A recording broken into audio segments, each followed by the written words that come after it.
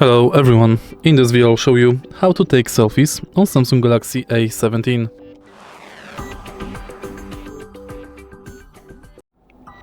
In the beginning, we have to go to Camera app. In order to do it, tap camera icon on the home screen or swipe up from the bottom of the screen on the lock screen.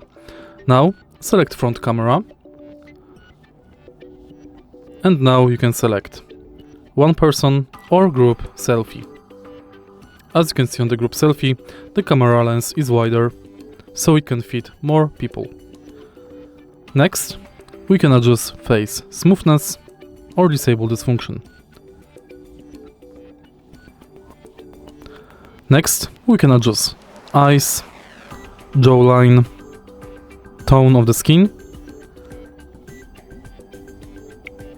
settings for the face. In the end, we can apply filters.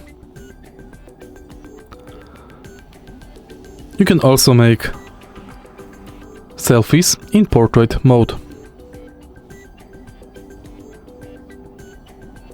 If you find this video helpful, please leave like, comment and subscribe.